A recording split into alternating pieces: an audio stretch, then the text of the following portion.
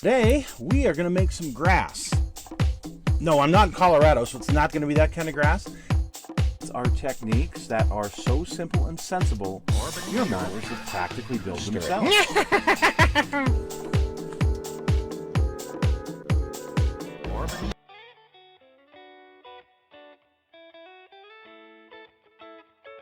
Okay folks, welcome to part 3, and I know we've been doing a lot of painting, a lot of polishing, a lot of repolishing, a lot of repainting, and really this is the steps it takes to get one of these bodies to look really good. So we've got a little more polishing to do, and we are going to start decaling here, so stick with me and see how this turns out today. Well, welcome back. Let's take a look at the charger body and see how it looks. So, I got just a little spot of dirt on there. So let's not look at this just yet. Let's look at the hood here, and you know it has a great shine, as you can see. I mean, a great shine, and no real imperfections. Just a few little dots here and there. I think everything went on pretty well. Looking at the side turned out pretty good. And the trunk lid. I mean, everything so far looks really, really good. And we could just go ahead and decal this. However, and we could, but what I'm going to do is I am going to polish it out with my 4000 grit pad, and then we're going to throw some wax on this. I'm going to show you folks this technique, because like I said, this is okay the way it is. Okay, we could decal this right now and we'd be fine, but I already started here on the top because, well, it just wasn't quite perfect. For lack of a better term, it wasn't perfect. So what I do is I take my I would usually start with something less, but I'm only going to do it with the one pad because this really doesn't need a lot of work. And I'm just going to go over it wet. Make this a lot easier on myself. I am just going to put some water right there. And I'm just going to do this. Now, there was really very, very little orange peel in this, but like I said, it wasn't quite perfect, and so I want to just go over it with this real quick. And I've already gone over it once, and now we go over it again. And you probably can't see it, but there's the little imperfections are still how can I put it? They're still kind of shiny, and yeah. And I've dulled down the rest of the paint just a little bit, but that's fine. We're going to come back and we're going to fix that because we are going to have a nice shiny model. Never fear. So I'm going to take this on the hood, and I'm going to be careful here. I don't want to hit my edges too hard and knock the paint all the way down. Even though it's red underneath, I still don't want to do that. All I'm trying to do is get rid of the little bit of orange peel, and I mean very, very little bit that's on here. Trying to get this paint perfectly smooth.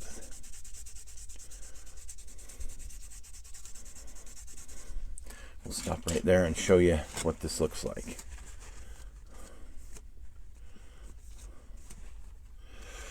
Okay, so maybe you can, there we go. Maybe you can see how that looks on this part of the hood right here. So we've dulled down some of it's still shiny, which means there's imperfections. And so we're going to try and get rid of as many of those as we can. Now, of course, the more time you spend on this, the smoother you're going to get the paint, the more perfect it's going to be. We are not going to spend a lot of time today because this is actually in pretty good shape. So I'm going to save you watching this whole process. I'm going to do the whole body, and I'll be right back. I have gone over the entire body with my 4000 grit polishing pad. There was a couple of places where I pulled out the 1200 because there were a couple of little imperfections that I wanted to get out completely. So I went over it with that, and then my 4000 again. So let's take a look and see. It's still got a pretty decent shine. Duller than it was for sure. We're going to fix that here in just a second.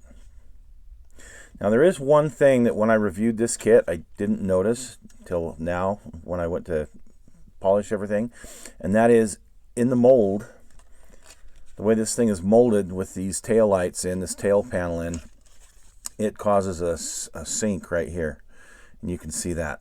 Nothing I can do about it now. Well, I could, but I'm not going to. If you get this kit, I highly recommend you sand this and then use some filler and then get that smooth, rescribe the lines. It's a lot of work to make this body perfect, but anyway, so definitely a problem with the molding on this particular kit. So we're going to move on to getting this thing now to look like glass, and what I'm going to use, some good old-fashioned paste wax by Turtle Wax. And this, I guarantee this thing's at least a decade old. Yeah, I've done many a car with it, probably closer to 20 years old, but I use it on a lot of my automotive model projects. And all I'm going to do is I am going to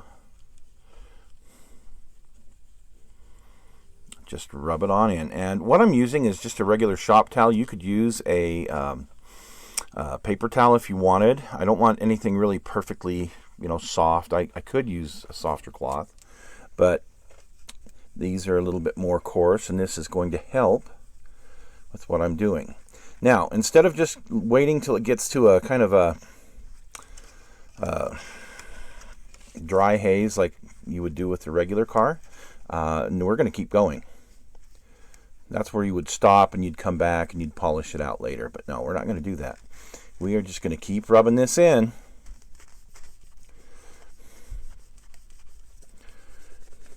And I'm going to get a cleaner part on this cloth. And now we're going to kind of burnish that.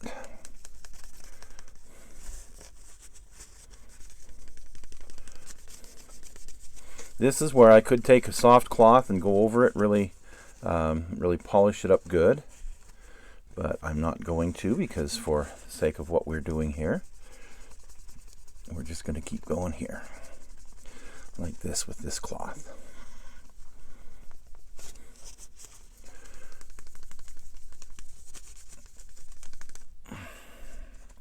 Okay, there you go. Compare that with our hood and our trunk that hasn't been done yet. And check out that shine. Nice and smooth.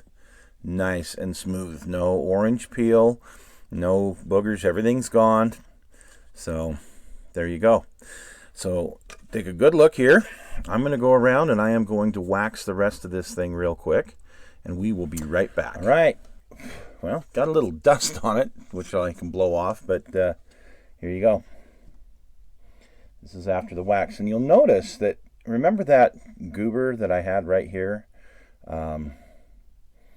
early on in this video? Well, it's no more. It's completely gone. This paint is nice and smooth, and you can see the shine that it has now. Other than I do have some dust I'll have to blow off of it, but it's been polished up really good.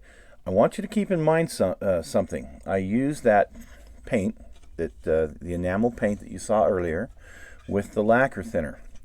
This was painted less than 24 hours ago. Now, if I had used a rattle can, most rattle cans, this would have to sit for a good week.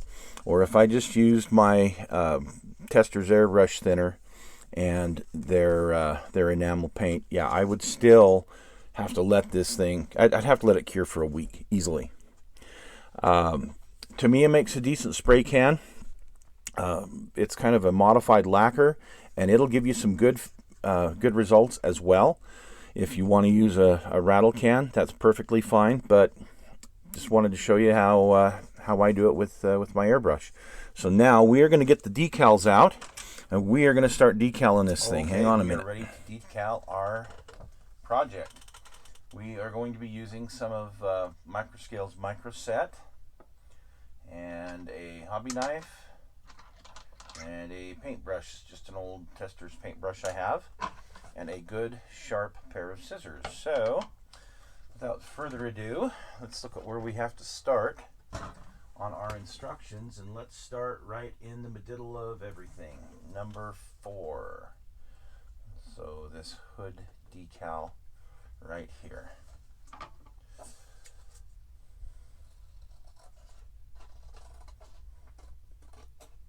Excited to see how this whole thing turns out.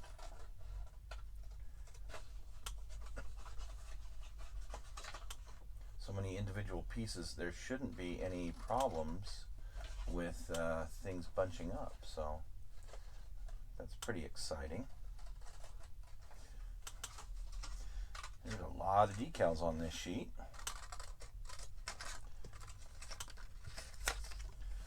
Okay.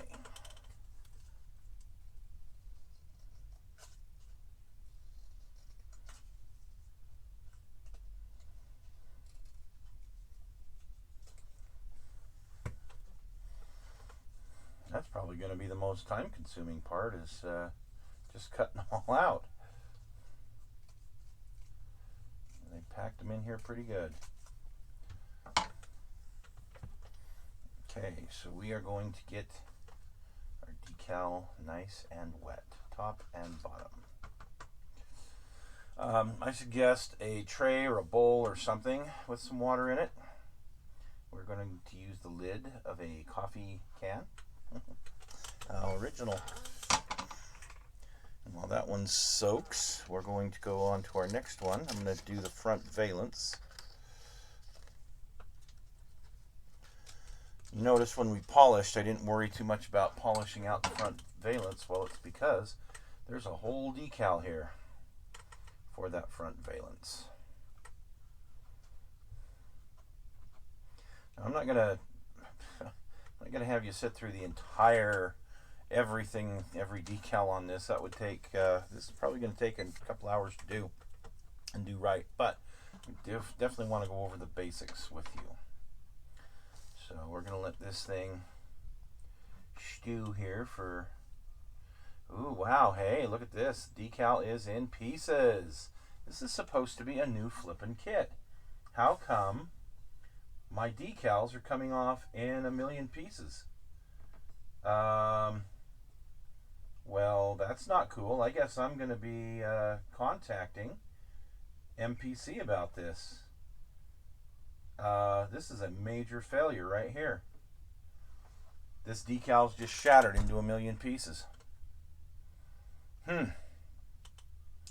Wow. Let's see if we can recover from this. I don't think so. I think at this point, this decal is just done. And that's really sad, because this was going to be beautiful.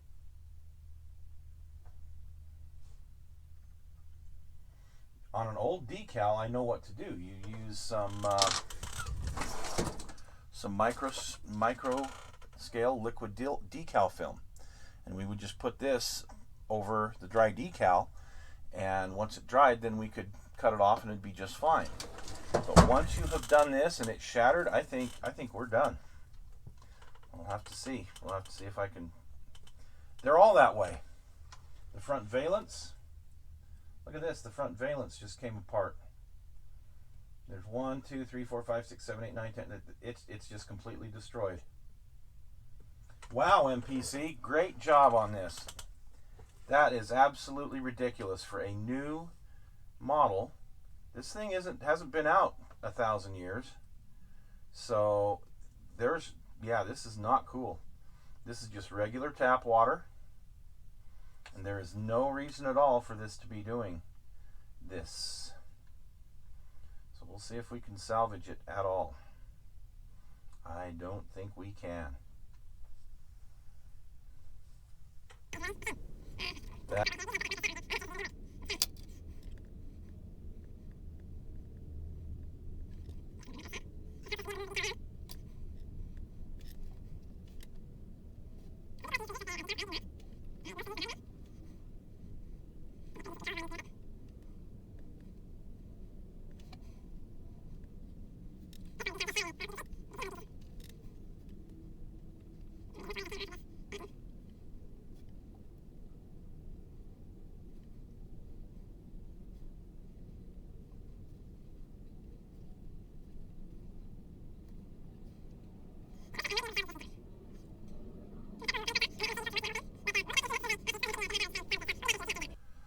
looks like I might be able to salvage this decal.